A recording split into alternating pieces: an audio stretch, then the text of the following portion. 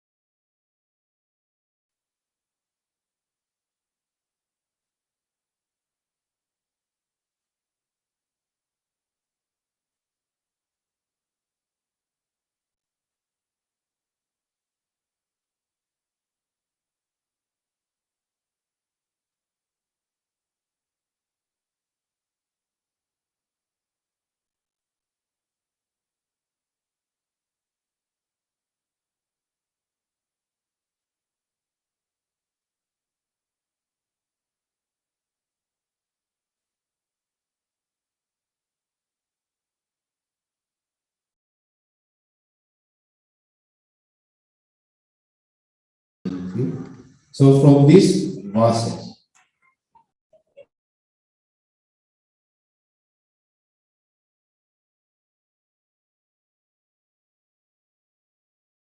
fallen that now. Now is in need. Doesn't have a job, doesn't have a home. He's wasted all his possessions. And notice, perhaps his money was squandering with friends, but now in trouble befalls him, he's alone. So he has to fend for himself.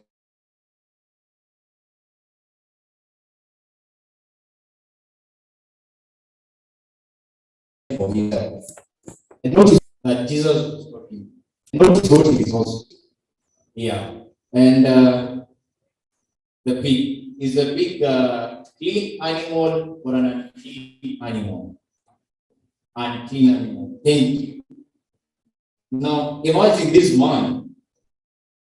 He comes from his father's house with all those riches and all those possessions he had. He had squandered them, and now he resorts to taking care of pigs. But he does not only take care of pigs, but he eats what the pigs eat. Back at home, just to give you a short story, my neighbor, where my father, where we stay, my neighbor happens to be taking care of pigs, rearing pigs. And pigs indeed are picky, like those animals. I can imagine eating what they eat, like where they stay is a mess. You can clean them, but after some time they still go back to their feed. And I want you to still consider that point of pig and the environment where the pigs dwell. We'll come back to that. So, pig. What does the pig eat? Where mostly do you find the pigs eating from? Yes, Grandma.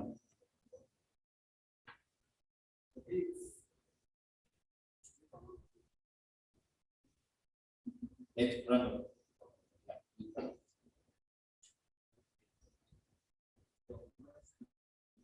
Yeah.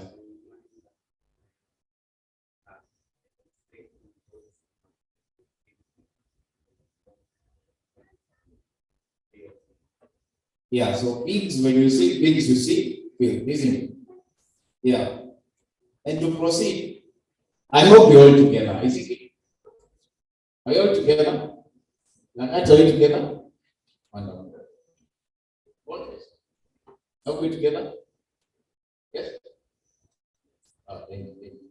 So let's proceed. We have talked about pigs, isn't it? And you have known that pigs, mostly when you see pigs, associated with filth. And it was a disgrace with Jews to be associated with pigs.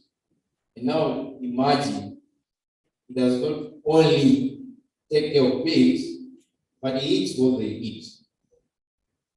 Now listen. Now I have someone from this column to read the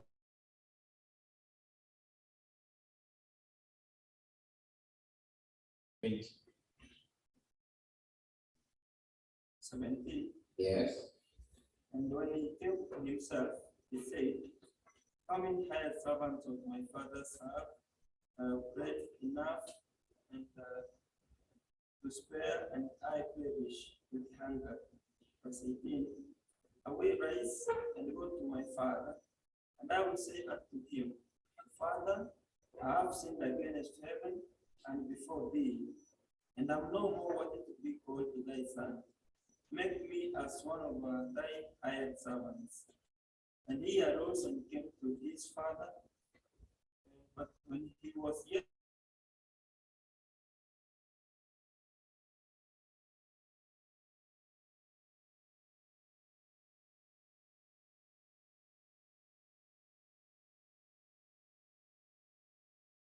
Looking at chapter 20, get the fourth character. And chapter 20:19, we get the fourth character. This character can say they are the servants. Now, this man or this son comes back to his senses and he realizes there is plenty at home, there is providence at home. But why? How am I suffering here? The pig, not even my father's servants, eat better than this. And he leaves that place and he decides he's going back. Now, the rest of the verses, I won't read because of time, we won't read, but perhaps when you go back to your rooms, if you hadn't read, you read them during your free time or your devotional time. So the parable, Jesus continues talking about it up to Luke verse 32. Yeah. Just to give a summary of what lies ahead. So after the son has come back, the father receives him. In fact, the father runs to him. The father not only runs to him, but he hugs him with compassion. And after that, he's given a new robe. I tend to imagine someone who was taking care of pigs was dressed in filth and rags. You can't take care of pigs in a white robe or in a suit because it will not be logical. So the father receives him, and after that, even a feast is ordered. And they kill a fattened calf, and they eat and make merry. And the father received him with joy. But I also now want to bring in I will say the characters were sons. Now there's another son. Now the elder son. The elder son comes back, and his perhaps is wondering what's going on here. Like I can't give it classical. What's going on here? Then he asks the servant, and the servant tell him that the brother mwenye alikuwa amepotea, he has come back and they have made a feast for him. And the brother is mad, he's hungry, and he doesn't even get inside to celebrate. And Matthew, this is his brother. And from the story, I can say they have blood. So this is his brother. He's not even rejoicing. What a pity. What a pity. So the story, the chapter ends, and there is a suspect. We don't know if the brother was eventually happy or he wasn't happy. Yeah, there is a suspect. But now we have looked at the characters in that parable. And I hope you remember them. The first one, I say there was the son. The younger son and the older or elder son, isn't it? And the younger son was the one who left home, claimed his possessions, and went and spent them recklessly. Then there is the older son who stayed behind, but after the younger son comes back, he doesn't even have joy seeing the younger son. Then I can also say they are friends.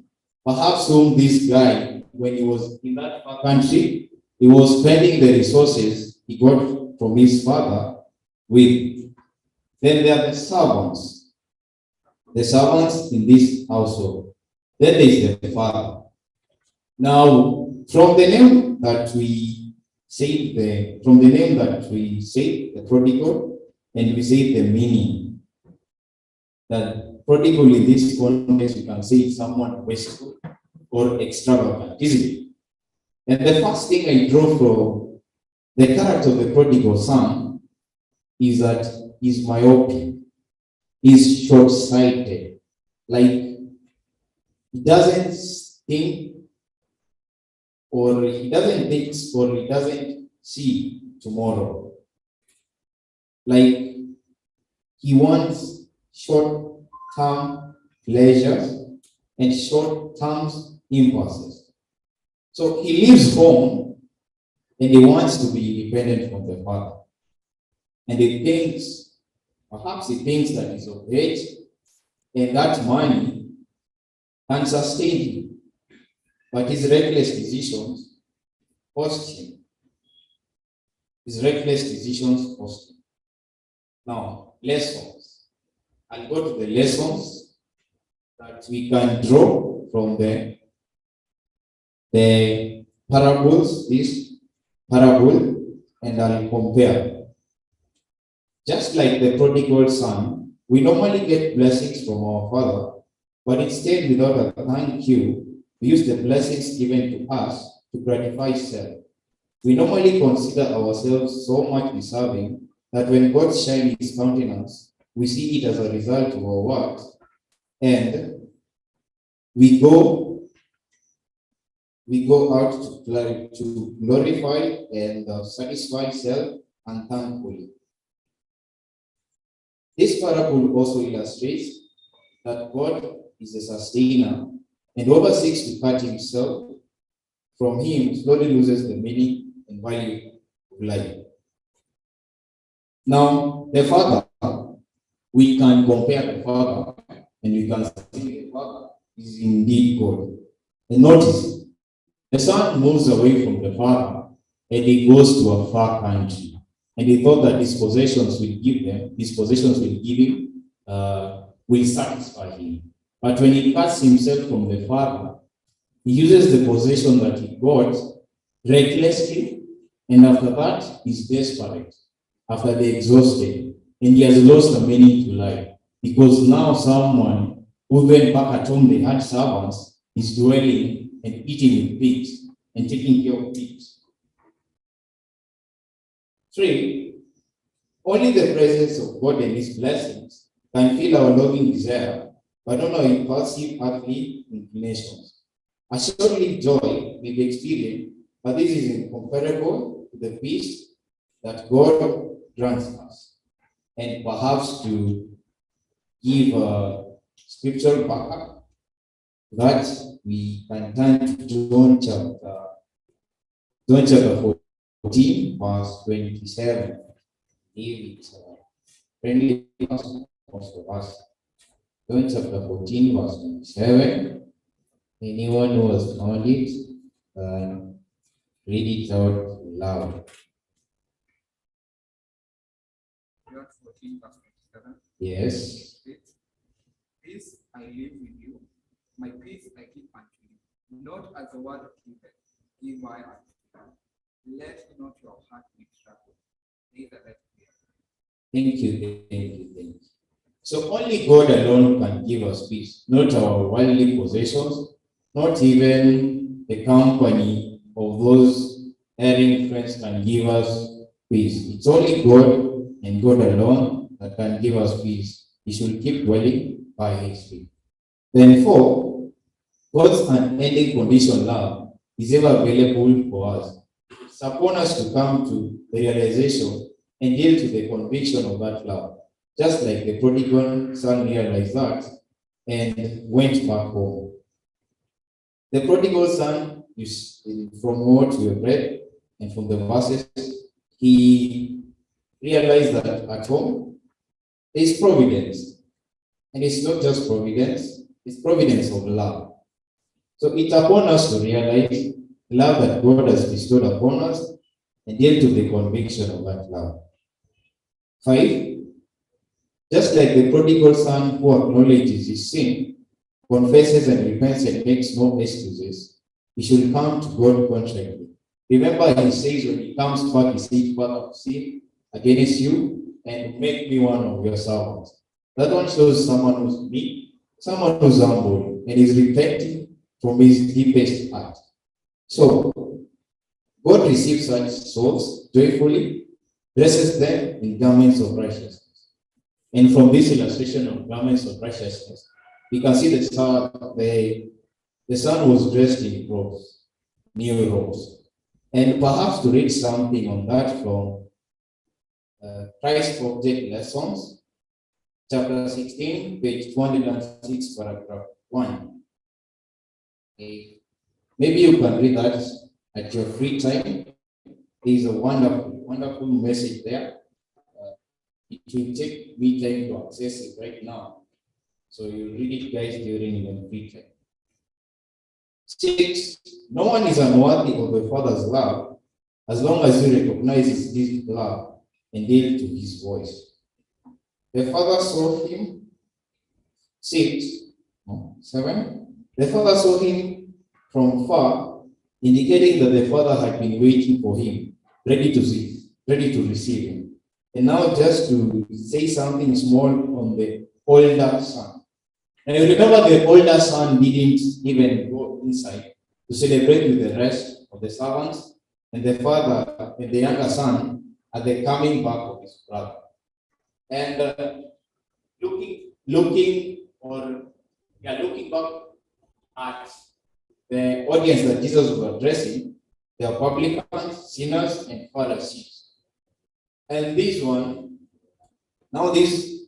older son can be compared to the Pharisee. You know, the older son who is wondering, hey, I've been with you this long, and you can't even give me a kid to slaughter.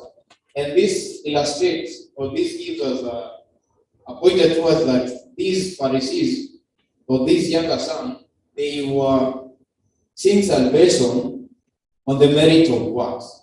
They were focusing on self-righteousness. That is righteousness by deeds.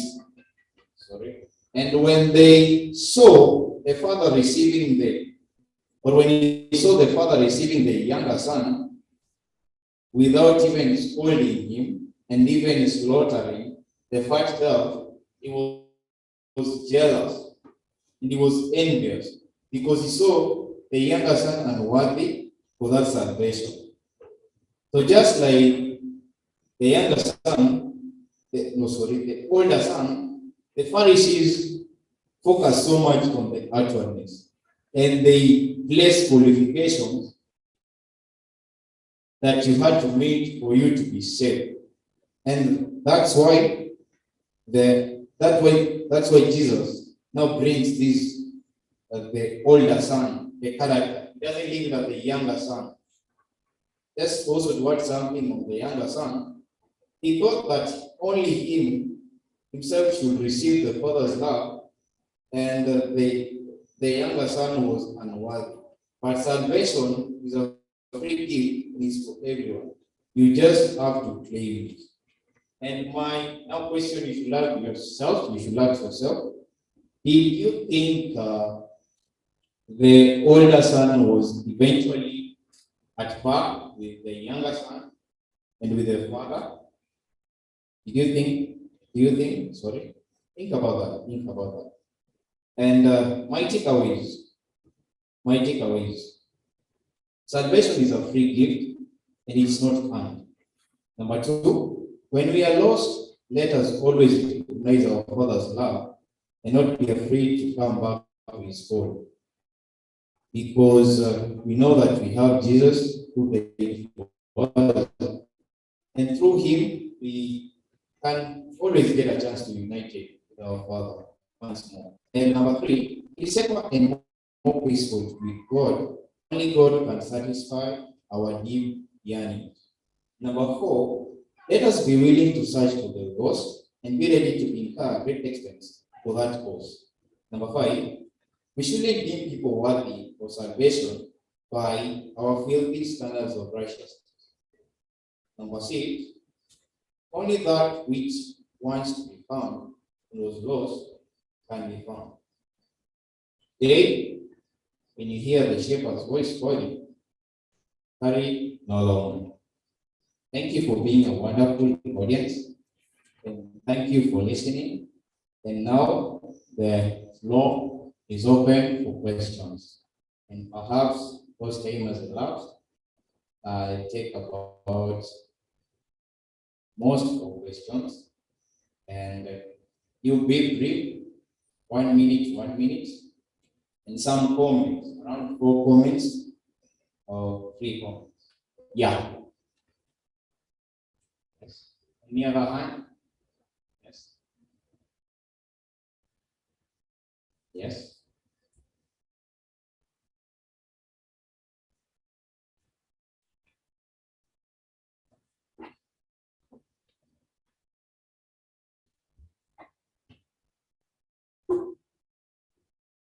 Good. Then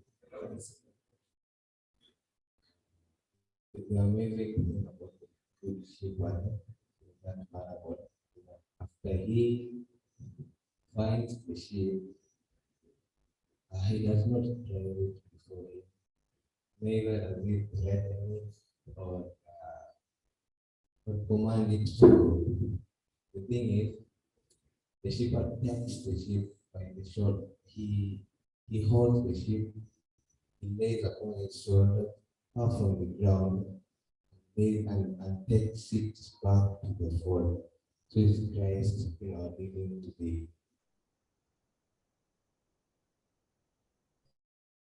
Christ coming unto us. He takes us up to the shoulders. Christ coming unto us, knowing that we do not know the going. You?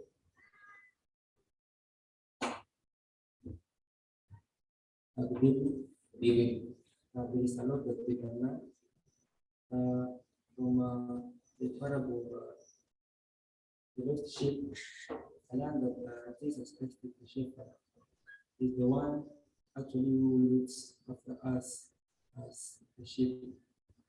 About the lost coin, actually the coin it's always made of silver, or maybe gold. It means that on how much value is the coin. And likewise, we need to think on how much value we add under the face of God. Many points come from the parable of the lost son. And on one, I can say that about the friends who were squandering the money with the young man. The question is, who is your friend? Or when you have money, how do you use the money? Or if you are a friend who uses other people's money, should you ask the friend, where is this money coming from? So that you can be a good steward to serve other people. We are told that we need to be good evangelists. So there is much work that we need to do. And not only that, we see the elder brother. The elder brother, I think at some point, he was the one who was lost. It doesn't matter how long we are at the house of God. I think that there are people who've been elders for no matter how long you've been in the church and you have been made for heaven.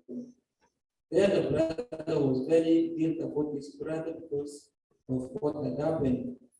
So even as we are here as Christians, the people who we may invite to our church and probably will be a disturbance to them, ama tukae both on our block kuingia kanisani. So we should consider that.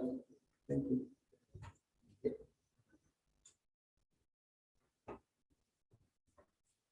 Praise God. Yeah. Mine is a comment, so let me make a few quick comments.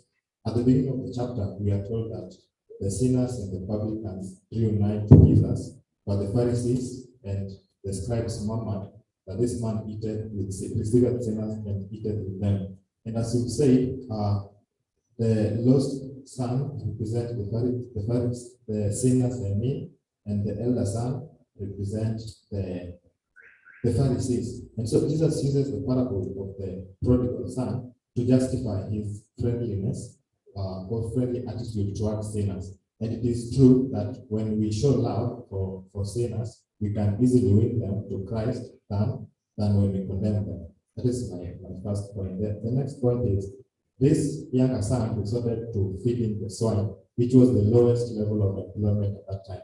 And this probably tells us that when he was in his father's house, when he had all the time and all the bounties, he did not spend his time in acquiring a skill. Probably he would have been employed in a better employment. For example, he would have been employed in a bakery. And so when we still have time, let us take our time and learn some skill so that when circumstances happen, we do not resort to doing the abominable. The third point is we are told that when the father met the son, he cast his mantle upon him to cover his rags. And the same way, God, when a sinner comes back to God, God with his robes, which is perfect, which represent righteousness, will cover for our sins and our righteousness, which is like filthy rags unto him. The final point is there's a contrast between how we view salvation, we as sinners, and how God views salvation. For a sinner, for in this case the younger son, he thinks that he should be treated as he deserves, and that is why he asks his father to employ him as the hired servant. But the father, who is loving and who is very gracious, is interested in restoring that which was lost when he sinned. And so the father, instead of punishing him or making him as one of his hired servants, the father restores what he lost when he went away. Thank you. Praise God. I will ask a question and then comments. The Bible says that not after so many days, he went to a far country. So my question is, how far is far? Now, my comment is, actually, the story of the prodigal son is one of the best stories in the Bible. Like you see, so many preachers are so hard on this boy because there are so many positives about the prodigal son than the negatives. Because you see, the prodigal son asked for the impossible. Because those days, asking for inheritance is literally asking for death. Because those days, his father could simply take him to church so that they can dismember him. And the dismembering, ungechukuliwa huko nje in the streets and you get stoned. But you see, this boy had the guts to go and ask for the impossible. And the reason as to why some of you in the church cannot see miracles, it is because you cannot ask God for the impossible. Another point is, the prodigal son was not a talker, he was a doer. That's in the compound, when he was talking that he will ask for inheritance, some of them, they thought that was cheap talk. But he went, not after so many days, he went and asked for the inheritance, which means he was not a talker, he was a doer. And that's why I like Jesus. Because Jesus, when he saw the lame, he did not talk, he healed. When he saw the blind, he did not talk, he made them see. That is why when we will go to heaven, the angels will say, well done, faithful servants. Not well taught, well done. Number 3, the prodigal son is not a time waster. Because after he was given the easy inheritance, he went to a far country. Which means he was not a time waster. And as Christians, we want to live an everlasting life with Jesus Christ. So someone is saying, you know that time is money. Actually, time is not money. Because if you lose money today, you will get money tomorrow. But if you lose time today, in fact, time management is life management. You know, God has given us 70 years to live.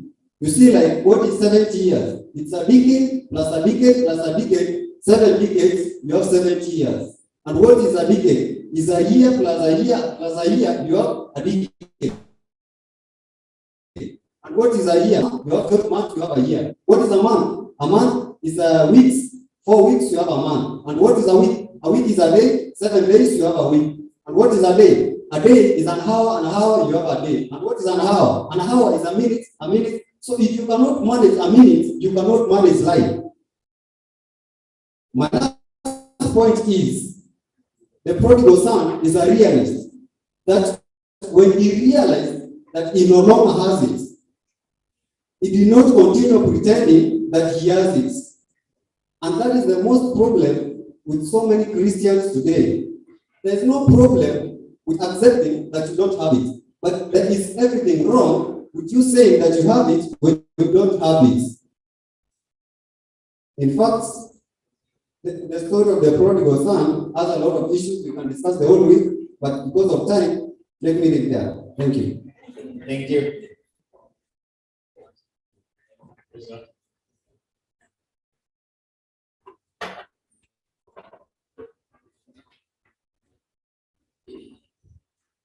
Praise God.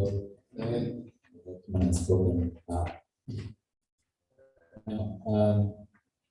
Just a few points. The story of the three lost has been given an analogy or represent those of us who are in charge. The first one, about the prodigal son, talks about, to present those who are in charge and they know they are lost and they know they are lost. See, the prodigal son knew he was lost and he chose to come back home.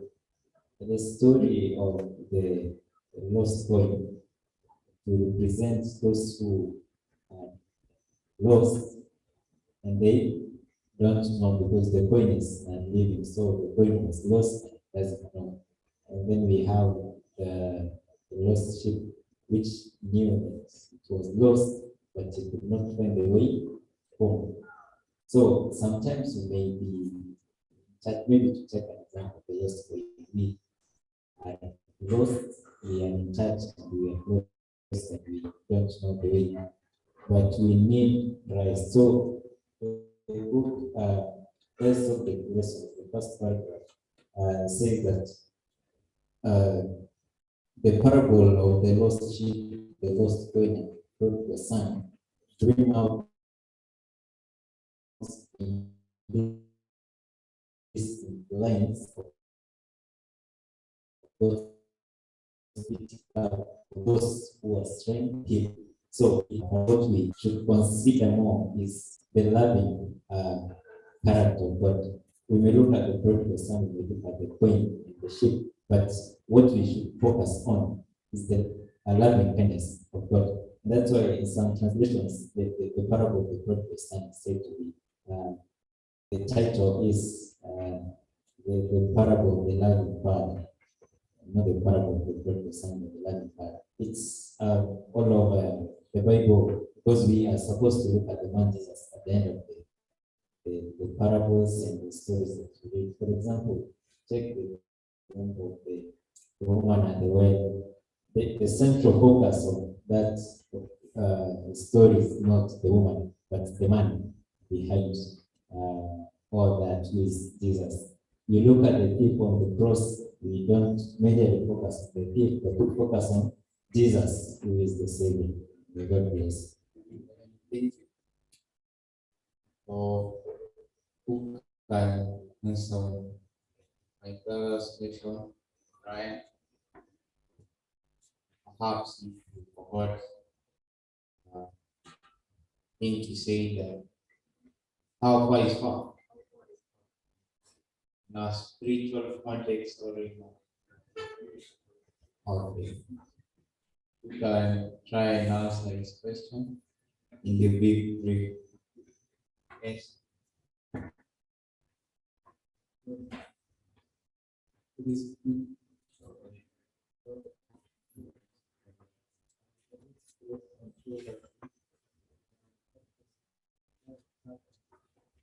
Yes. It's the great controversy. The started in 1 hour without prayer. Yeah, no one is saved for an hour. But you're gonna be without prayer. So yes, if it is on terms of spiritual basis, then to be out from home in the spiritual sense, it may be even just a single hour away from the presence of Christ. Many a times, normally, as you, that I can maybe engage in something contrary to the will of God just for a moment. But the same thing also happened with Eve, of course, not seeing eating of the forbidden fruit in the great tree. And so even for us, there may be some big things, some big things that may appear though not to be of a great offense, but thus is a way far from home. So for a mini-dollar second that we get away from Christ, then we are far from home. And if you look even in the later sense, then the son having gone from her country simply wanted to obey the restraint and the teachings and the reviews that will come from the father here in a while as he lived with him. So he wanted to go away in a place where he could even forget that he had a father to engage in the things that will give him pleasures of which you have already said were just for a moment.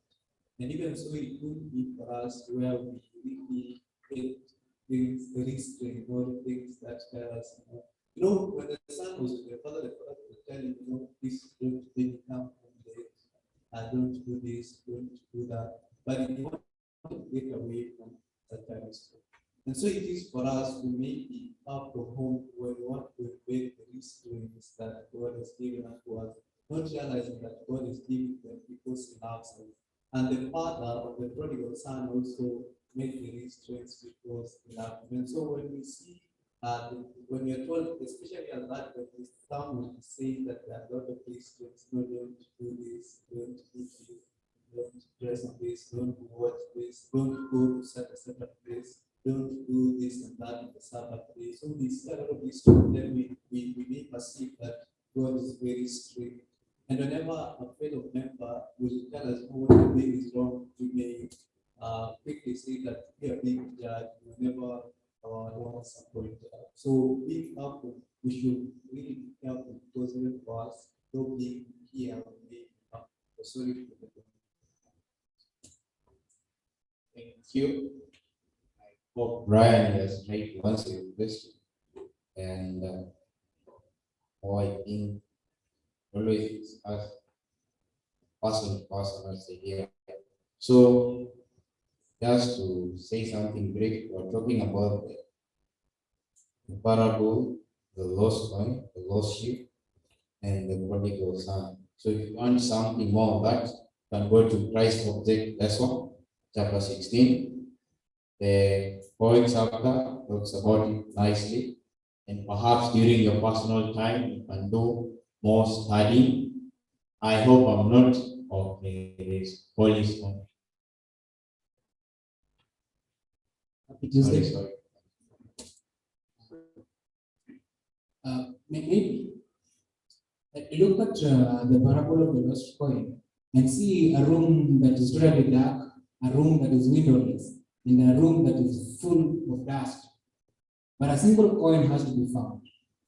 You again look at this parable of lost sheep and look at a very wide wilderness, yet steeply, in a very long distance that the shepherd has to go through, climbing, getting weary, but he still can't withhold himself from going.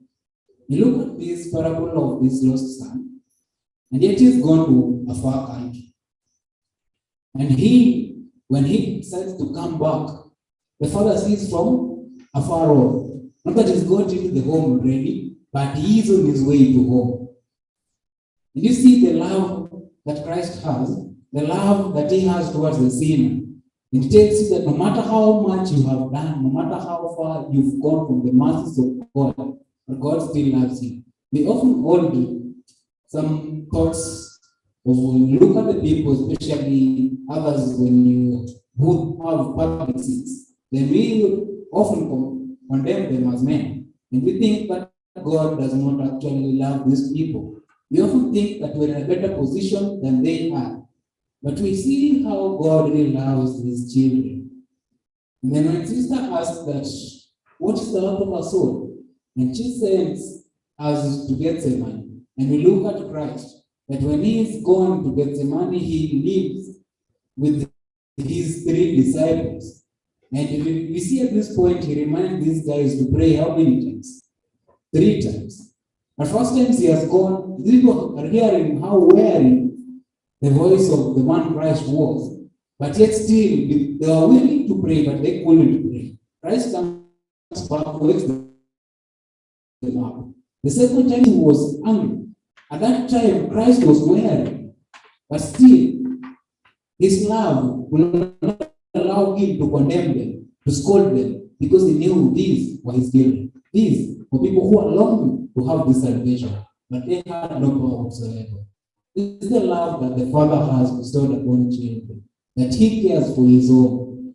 And no matter where you are, his love is still existing. And that is why we are bestowed upon the love that we also can go work and bring souls to God. Thank you. Thank you. So I think we stop there. Time has been fast spent. And considering that the student, I will wish to take your time. I will wish to take your time now. So they say the chapter you can find in Christ Object Lessons, chapter 16.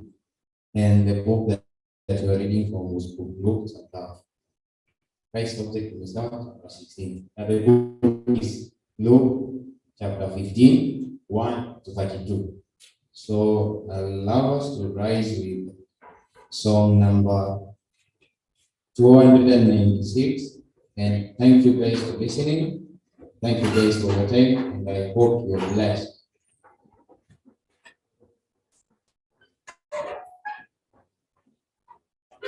I don't see any queries now.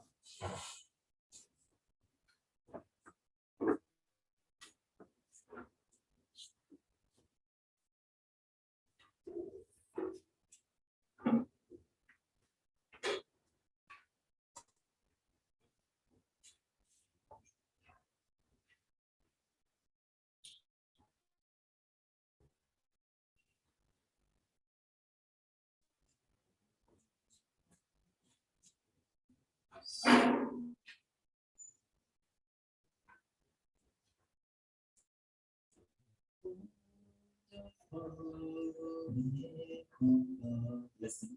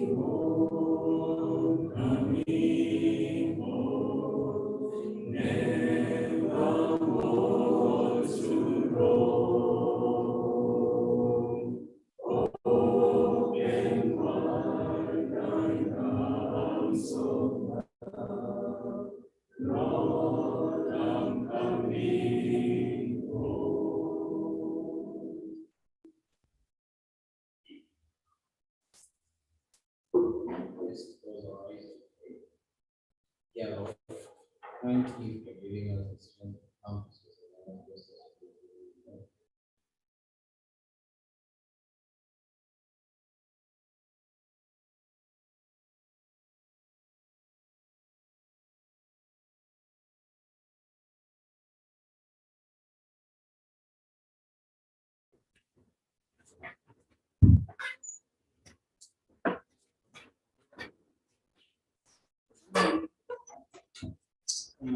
God is good. That was very solid. So I think we draw near to God because He has said this already very good mistakes.